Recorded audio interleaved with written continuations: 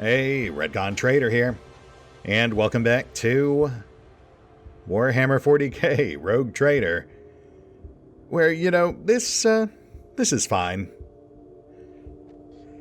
Granted, we have hit a bit of a rough patch, but we are nonetheless steadfastly resisting the urge to go to pieces. Just gotta keep it together, made all that much easier by the surprisingly sturdy surgical staples. That said, we could obviously be in better shape in pretty much every sense of the word, so let's see what we can do. These corpses fell down here from above. You hear them whispering about the beauty of their long descent and the cruelty of the impact that broke their cold bodies. Cool. That's probably normal. It is nigh impossible to identify this horrendous spawn dressed in rags as a human being, or rather, a genetic anathema descended from human beings. The mutant's hideous appearance is complemented by brutal scars and a partially flayed face. You seem to have made an equally poor impression on the wretched beggar. He sizes you up and rasps, "You look like a grok spat. How are you still breathing with wounds like that?" The beggar's features are appalling, to the point of being too offensive to look upon. Shoot. Yeah, we're going to run into a lot of that unless we can find something to offset these penalties. Sheer force of will. I'm just too stubborn to die. But, that said, wouldn't hurt if I could find myself some proper medical assistance. The mutant arches an eyebrow in bemusement. Really? A gripping tale. And why should I give a crap? Right. Nothing in life is free. Perhaps we could strike a deal of some sort? I'm new down here, but it strikes me as the kind of place where it's good to have friends watching your back. You want to trade? I've got things to trade. The beggar lifts his rags, and you catch the dull glint of a pistol handle. What have you got? Apart from your innards, or whatever that thing is that keeps trying to fall out of your gut.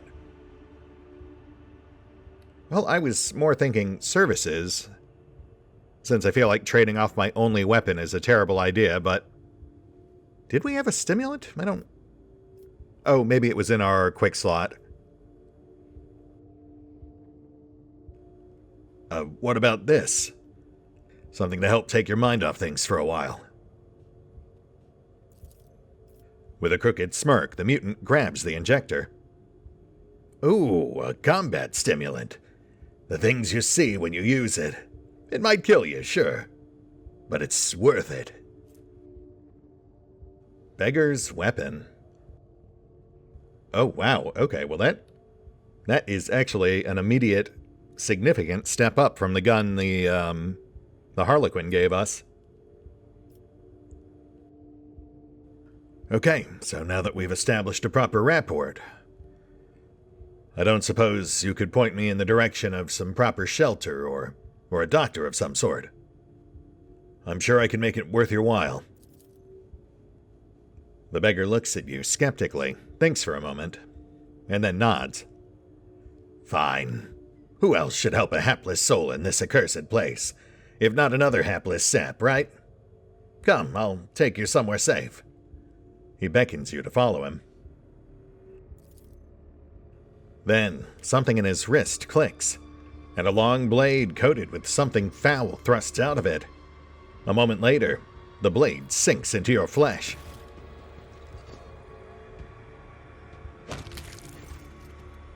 Oh, well, you do not feel any pain. Not yet, at least. You merely watch in surprise as a spray of crimson fans through the air.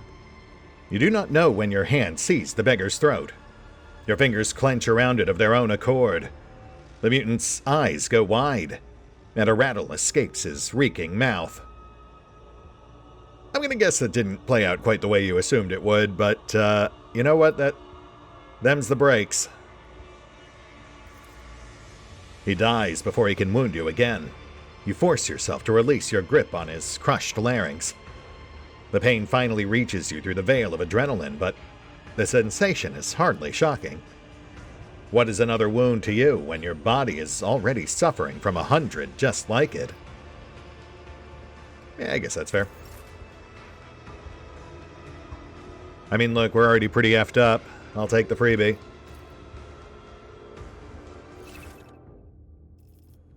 Oh, okay. Yeah, that makes sense too.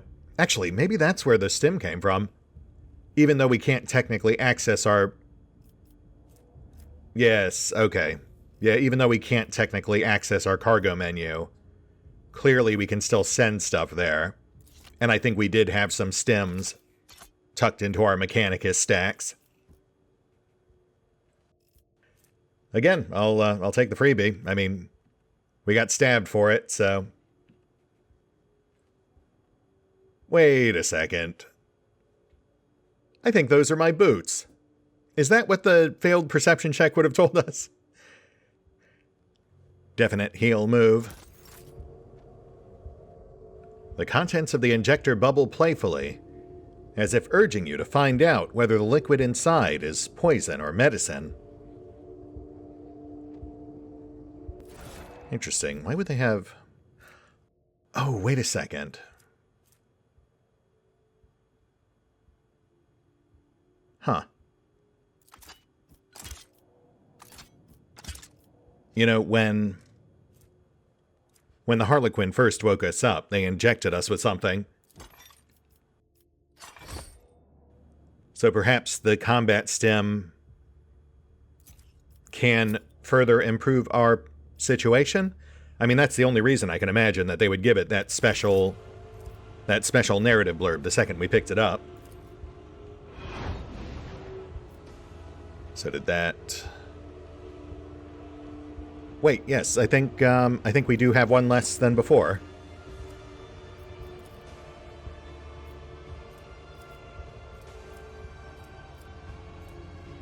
Our eyes. That fixed our eyes.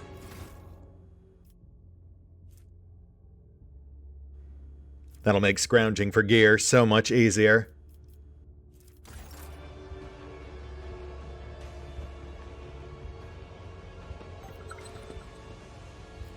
Speaking of which... Multi-key. Okay.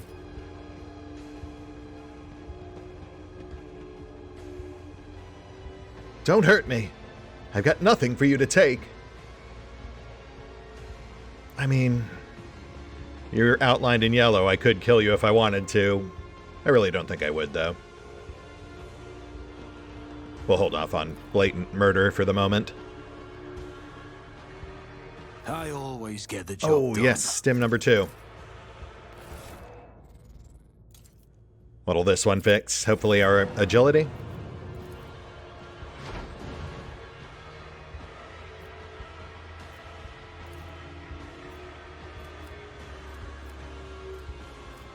No, our strength. Not what I was hoping for, but still leaves us better off than we were. Whatever the dead have, I takes it. Yeah, that's fair. I certainly cannot begrudge you that.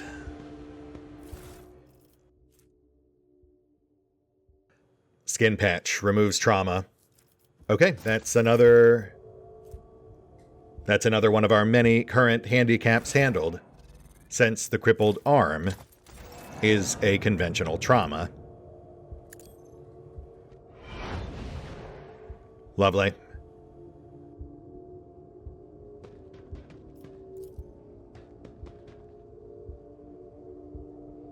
Just as I planned. Large medikit, okay.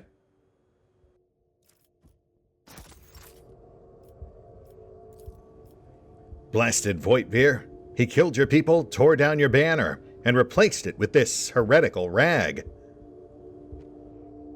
Did he?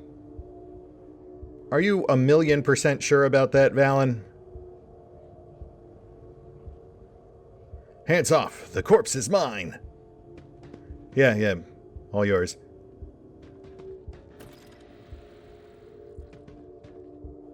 You know, the thought does occur, we do probably still have that brainworm.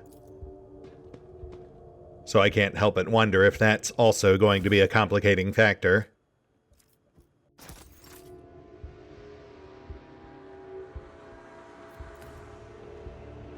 The wide maw of the chute stretches into a mellow grin, as if promising to disgorge a few more bodies to keep you company. Delightful. If you surrender to the cough and lie down, it will be easier to breathe, and your lungs will stop burning. Tempting, but I think I'll hold off on that for now. Maybe later. Hey, here we go. Actually, we only have 2 more stats that are debuffed. But we still have deformed bones, which is clearly agility. And 100 wounds, which is question mark?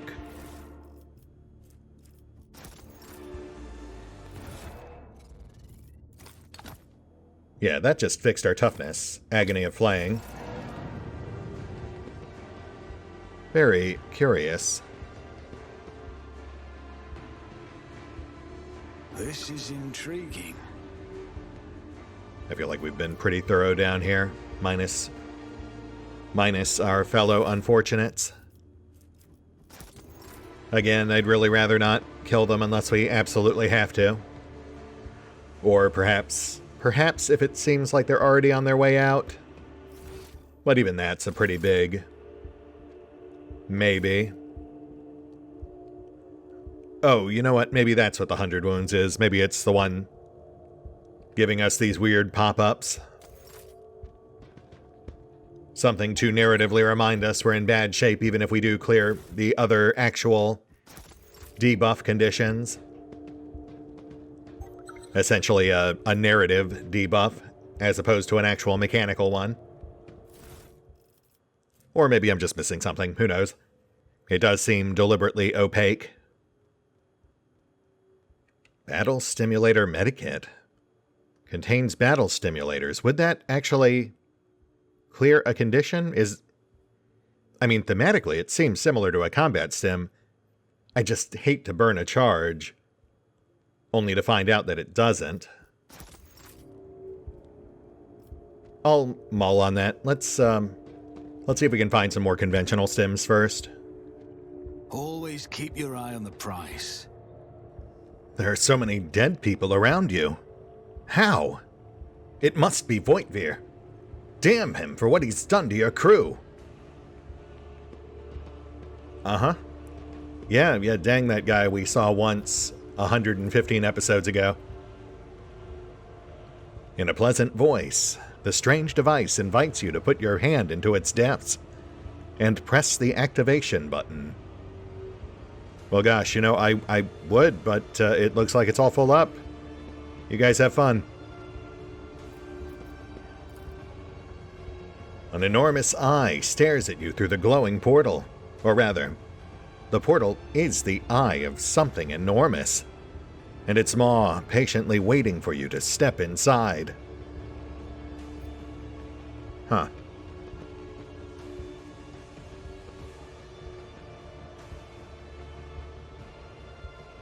Okay, well, no sign of our companions. Let's check back the other way, I suppose. We do seem to have an exit over that way, plus some hints of additional areas further north. Honestly, you know, I've got to say, this really doesn't feel that bad, relatively speaking. Like, I came into Act 3 with a lot of trepidation based on its reputation, though I did steadfastly avoid specific spoilers. Thematically, it's definitely a jarring difference from what they sort of built the game up to be. And I don't know if I'd want to do it more than once, but as a first-time experience, it's interesting. You fool! Do you have a death wish? That's why they came here. Well, I'm still going to try to...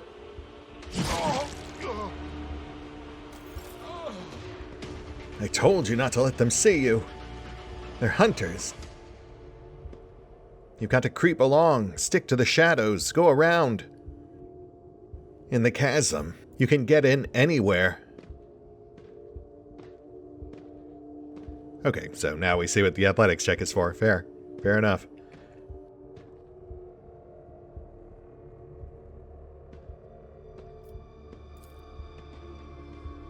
This fresh corpse has your face. Its killers are standing nearby, and you had better steer clear of them, seeing as they have already succeeded in killing you once. Uh-huh. Wait, is this... Okay, well that guy's looking right at us, but... Perhaps the beggar that still yet lives marks the point they can't see past. Is this an actual stealth segment? Or do we have to go with the athletics check? Failing at the athletics check might still get us across. But if we can avoid that entirely, if we can circumvent that... Yeah, see, like even over here, we would still need to get past that other guy, the one who just walked towards the exit. Plus, like, why would they put stuff out here for us to potentially pick up if there was no way to get past these guys, like, aside from just completely circumventing them?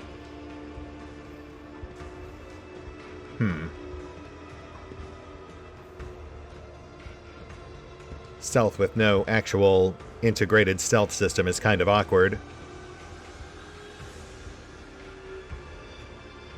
Let's test it. Let's make a run for the corpse. Run away, run away.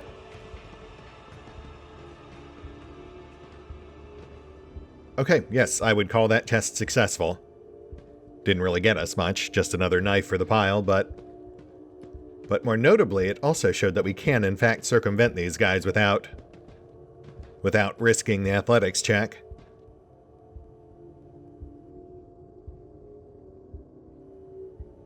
Oh yeah, okay, we can see the road here is blocked off anyway, so no point in going up there. Yeah, so in theory, if we just wait for them to all walk the other way, we can maybe just hook up to the corpse and then immediately left over here, which seems like it's where the chain leads anyway. Oh, okay, yep. That did it.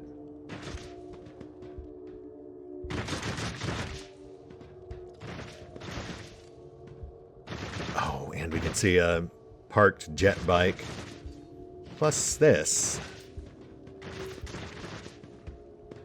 The dead man grins condescendingly, beckoning you to take a place beside him. He has this life figured out. Half-life at best. Oh, I do want to make a run for that jet bike, though. Yoink. Goodbye. Yes, and we're not getting any pings over there. Map seems to mark it as a pretty clear dead end, so I think we're good. Though that does beg the question of how we reach those other areas we glimpsed earlier. But I suppose we'll just let future retcon worry about that. Especially since we know. Oh, what did we get off that bike?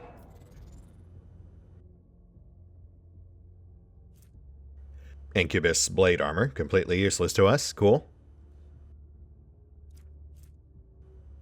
Wear resistant boots. +5 agility, plus dodge versus attacks of opportunity. Okay.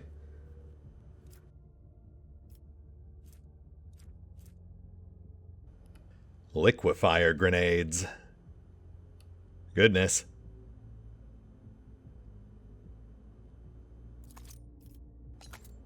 I think we're in for a fight here, so let's go ahead and hedge our bets. We'll try that battle stem See if we can perhaps clear these last two conditions.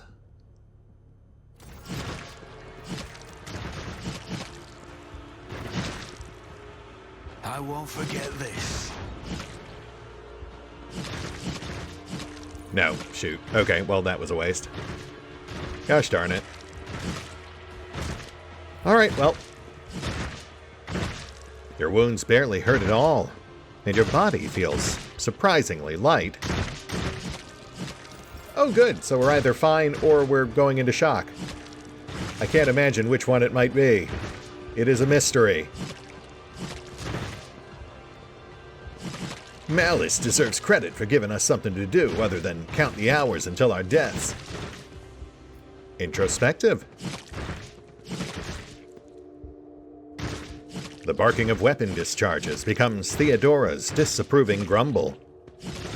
Do you consider that to be the face of a rogue trader? Yeah, we've got to keep moving. Well, you guys don't seem to be hurting anyone aside from yourselves, so I'll leave you to it. What's going on over here? Your brave enforcers spend their every waking moment training. After all, Voitvir could return at any moment and try to take over your ship again. Yeah.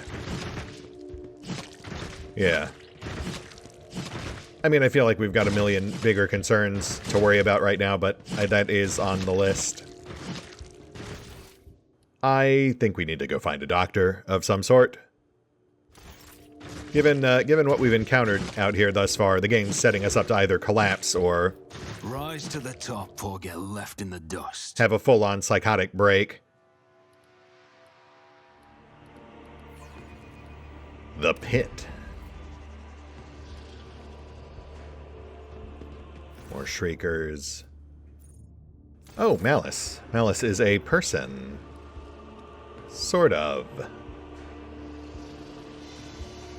Malice is a snake waifu. Hey, any port in a storm, right? Beggars can't be choosers. Obviously they wouldn't make us one-on-one a Slith in our current condition. I think we're meant to bargain.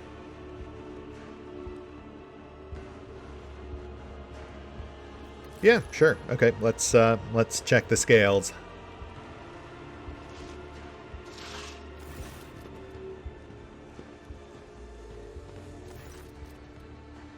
The den you have found yourself in is filled with heady smoke, and the walls are lined with living shadows. The center of attention is a snake-like Xenos.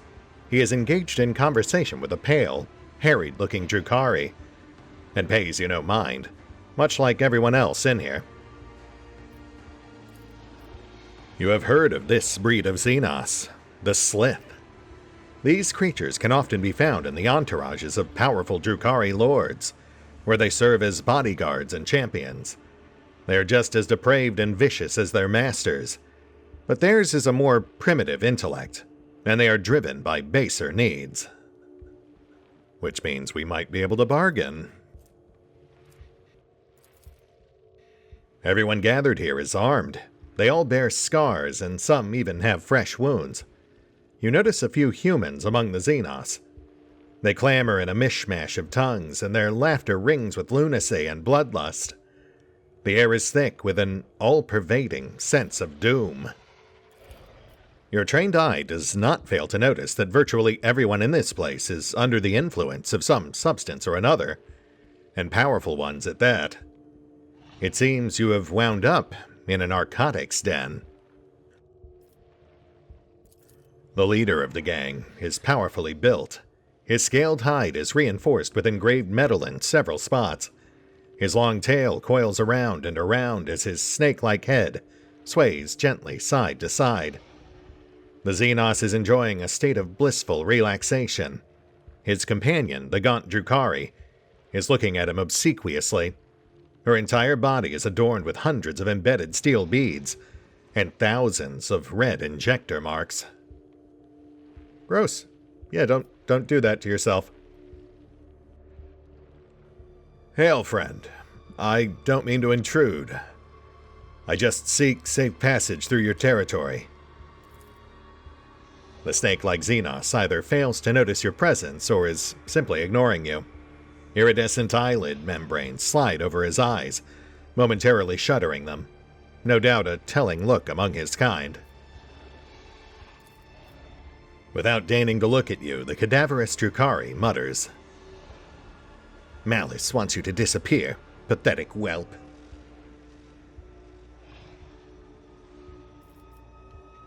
Okay, let's be careful here.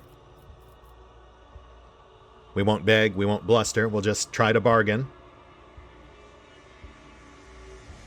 I seek your aid, and I'm willing to pay you for it.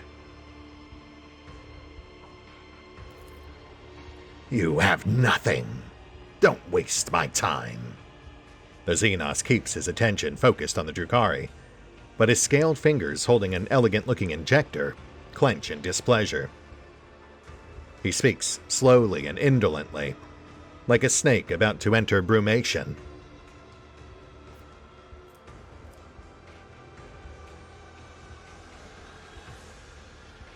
You're right, I don't have anything with me now. But I assure you I can pay you richly once I'm back where I'm supposed to be.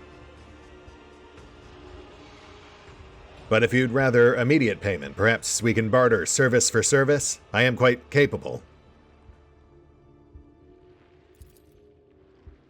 What use could you be to me? The Xenos yawned sleepily, his mouth opening disproportionately wide. But if you want to serve, I have a task for you. The den's temperature is controlled by an atmospheric convector. The scavenger who sold it to me forgot to mention that it was faulty. Unfortunately for him, he was unable to repair it. Now the scavenger is dead, and I have to suffer the discomfort.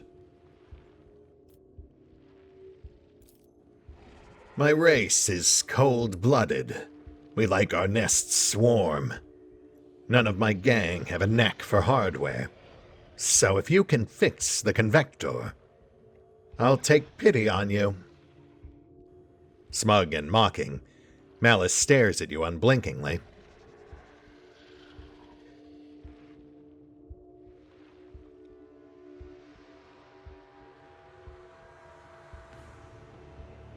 You know what? I think I can take care of that. But just to be clear, I am capable of much, much more. I'd be careful about underestimating me.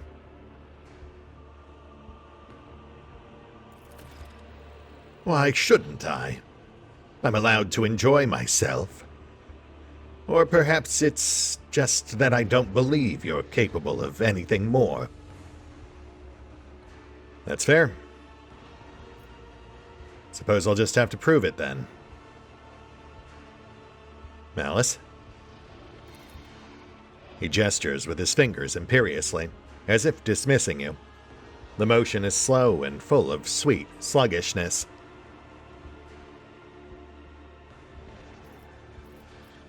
Yeah, let's not push our luck there. As it stands, we've already got free run of the place, so that's a good start. Let's have a look around. If we're lucky, we'll find some gear to grab, perhaps Keep your wits perhaps about even you. some of our companions.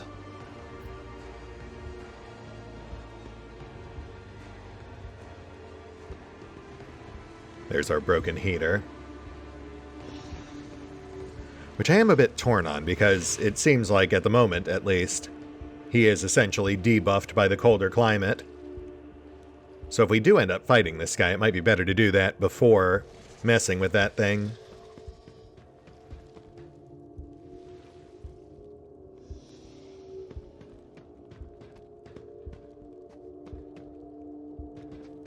No! Put it back! Don't pull anything out of me! Relax, the Sawbones knows what he's doing. Right, Sawbones? We'll find out soon enough! Oh, reassuring. Maybe I'm better off without medical treatment.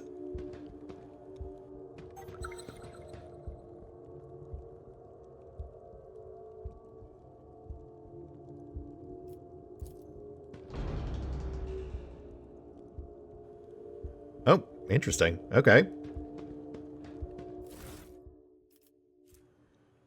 The Exploder. Whenever the wielder kills a target with this hand flamer, the target explodes, dealing 1 fire damage to all creatures in a 2-cell radius. Also applies burning 9. My goodness. Also, Litany of Exhaustion. Any hit with a wearer's single attack inflicts fatigued, disturbed, and perplexed for 2 rounds if the target fails an agility test. Ooh, okay. I do like gear that stacks additional debuffs on our standard attacks. Gladiator Healing Kit. Kits, plural. More skin patches, nice. And Xenospasm Grenades. Very small radius, but very high damage. Honestly, kind of makes me wish we had a character spec for flamers. They're not the most practical weapons, but they are a lot of fun.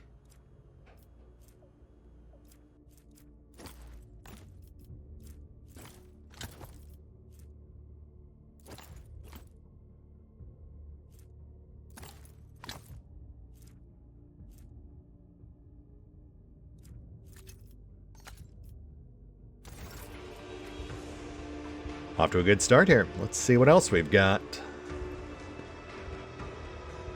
Master, could you spare the last few drops of your stimulant? Sorry, bud. Can't help you. Good luck with that, though. I guess we should check out that wounded warrior. Perhaps an ally we can recruit. Though really, we're not getting much in the way of strong, trustworthy vibes here. I mean, that early encounter with the ugly beggar kind of set the tone as to what to expect from folks down here.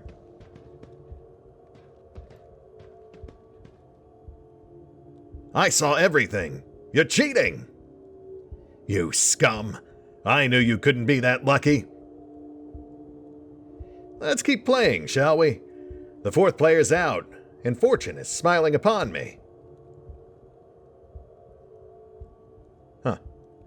Kinda figured the way that exchange started, someone was about to get shot. Alright, buddy, what's going on? Tear out Gladiator's Augment. I mean...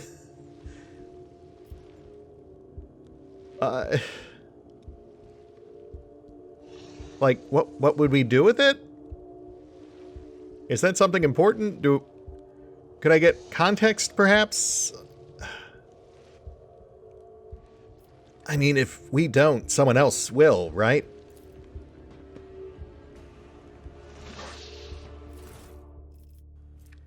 Veteran's Electrograft. This cranial shunt, marked as the property of the Astra Militarum, is used to directly connect to armored vehicles.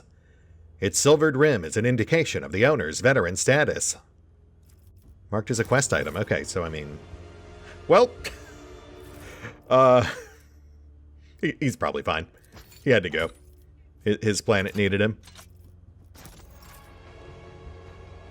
Not gonna lie, I don't necessarily feel great about that, but at the same time, again, I can't imagine he would have met a much kinder fate, even if we had left him be.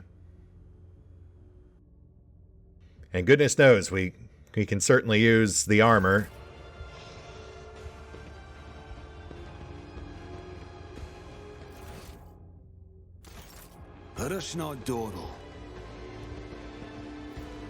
As for this thing, let's at least try to fix it. That's how it's done. The Omnissiah's power is such that his tech litanies subdue even the twisted spirit of this Xeno machine and force it to operate. Nice. That should get Malice to warm up to us a bit. Wasting no time, you approach the scaled ringleader of this rabble. The Xenos is clearly more comfortable now. The sleepy torpor induced by the low temperature has been replaced with the languid ease of an undisputed leader in his element. Job's done. How was that for a warm-up act? You ready to deal? Why should I? Malice looks at you with contempt. The convector's fixed already. What's the point in me helping you? The little strength you had left in your body has run out. You collapse to the floor, and the darkness that nearly extinguished your mind permanently envelops your vision once more. Really? Through the drumbeat of your heart, you hear Malice's voice from somewhere far away. Fine, patch up the humanling. He's proven to be more useful than the rest of you put together.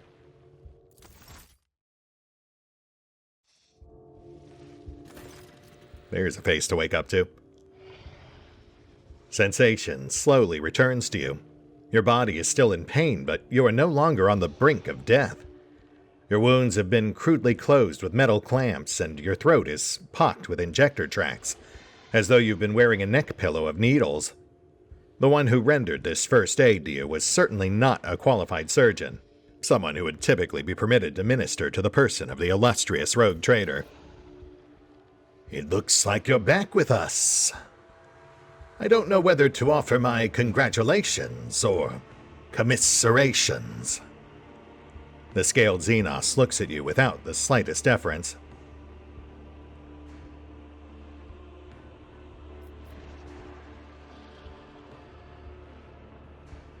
Normally I'd be gracious for the aid, but we'll let him set the tone for the conversation.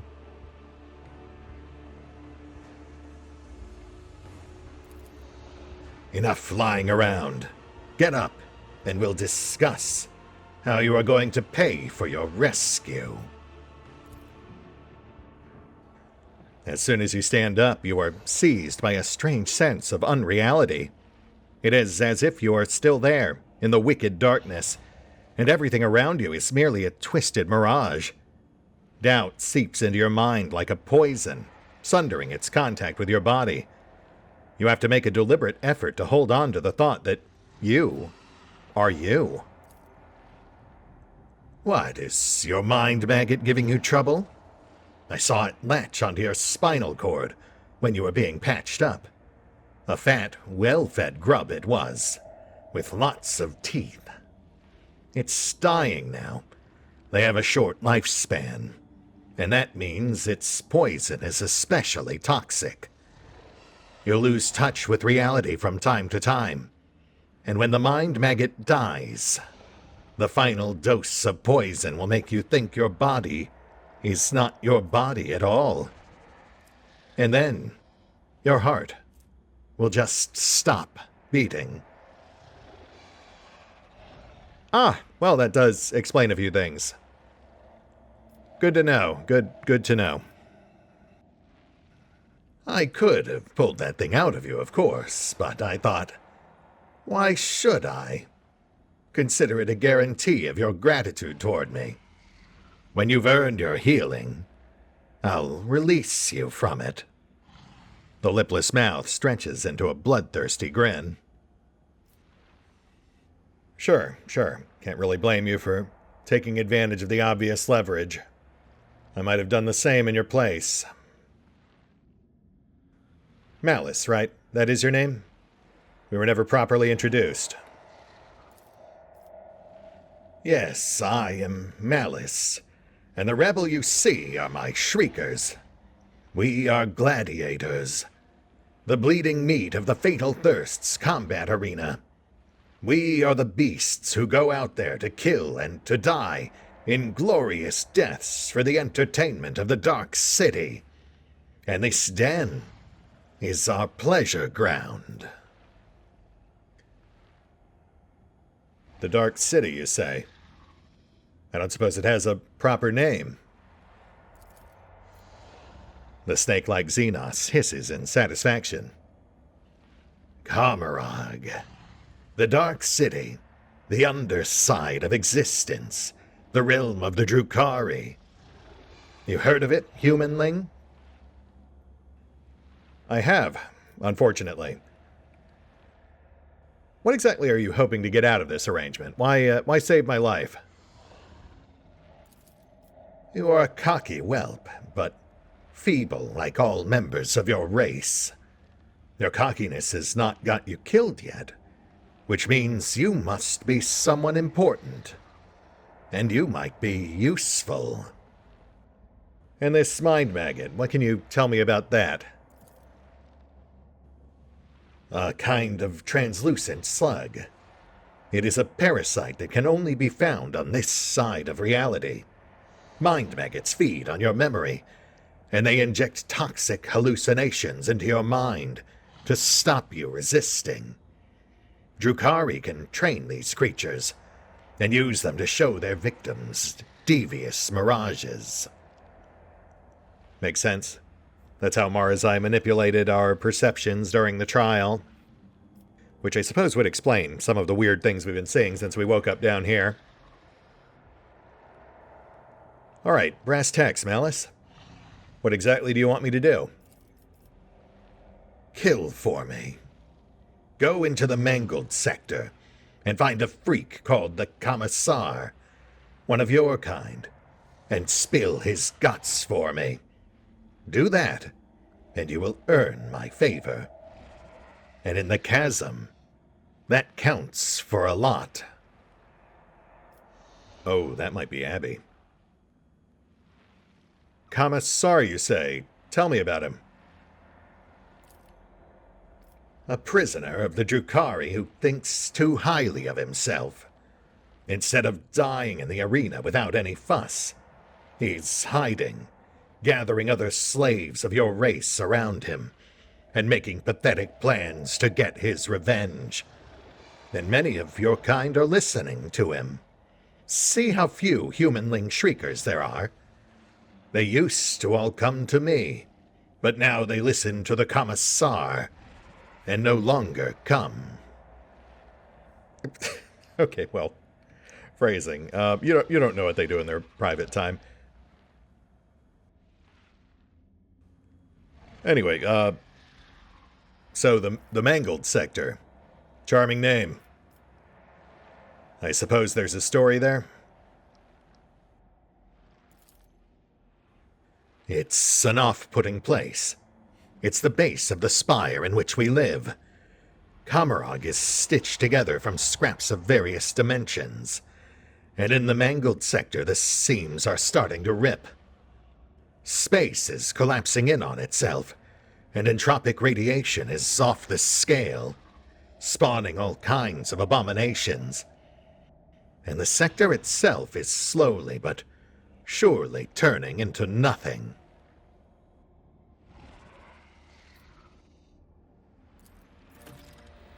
Some unhinged humanling went there recently.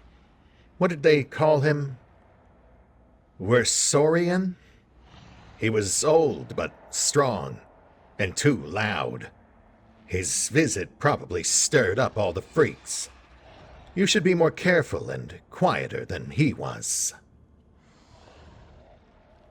Okay, so the Commissar is not Abby, but Abby is there.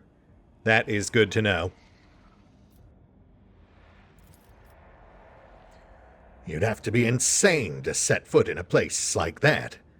Insane or an outcast like the Commissar, hiding from the hunt. Or you. All due respect, it sounds like this Commissar is a real thorn in your side. Why trust someone like me to take care of it? Why not deal with it yourself? Seems like you've got no shortage of cannon fodder. I don't want to drag my whole gang into the Mangled Sector. The place will kill off 3 times more fighters than the Commissar's crew will. That means I need to send an assassin.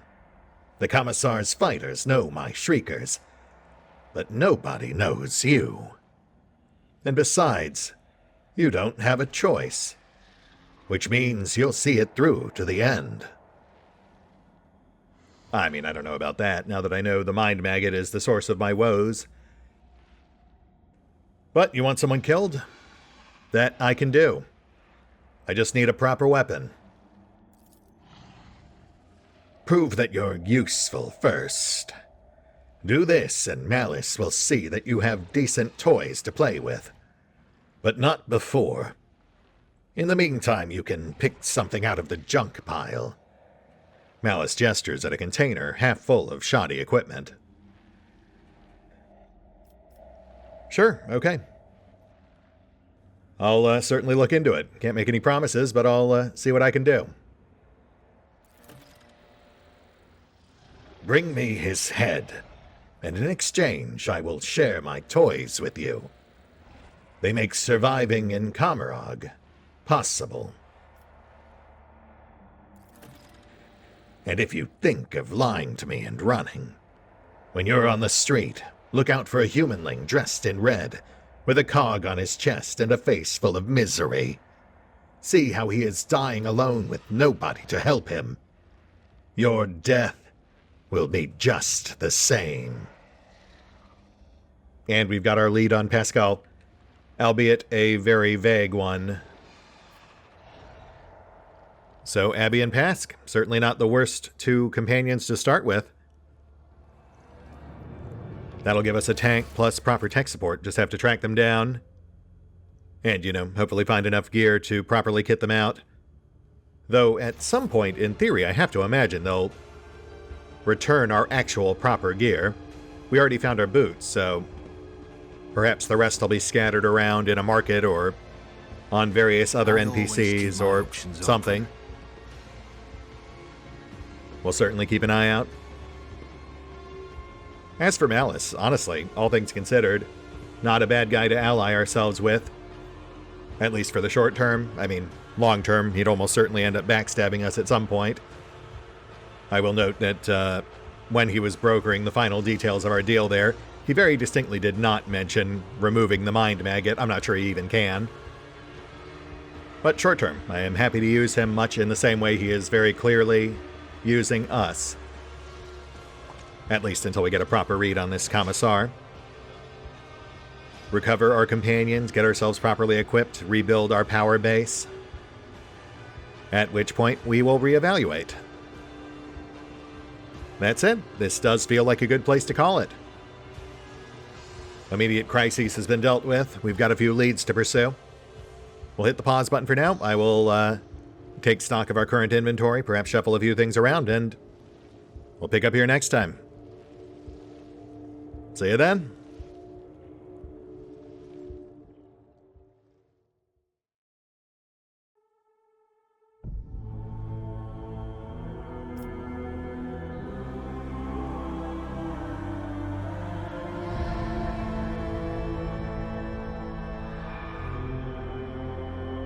Oh, and special thanks to the Raiders, the fine folks who help make these videos possible, including but not limited to Eerie V23, Revenant, Alois, Dragon Matrix 7, Drakiith, EgonAlter, Exsellsior, Gottlieb, James Trimmier, Kazorm, Mark Giemza, Nathan Welch Jr., OverlordPherom, RandomPassrby, RobbyB, Tomasz Piątkowski, Triphoppenskip, and Valinrook.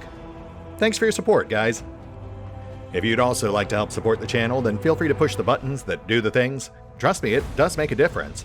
Or you could even check out the PayPal, the Patreon, the Nexus GG, or the YouTube memberships. Links are in the description. Just as I planned.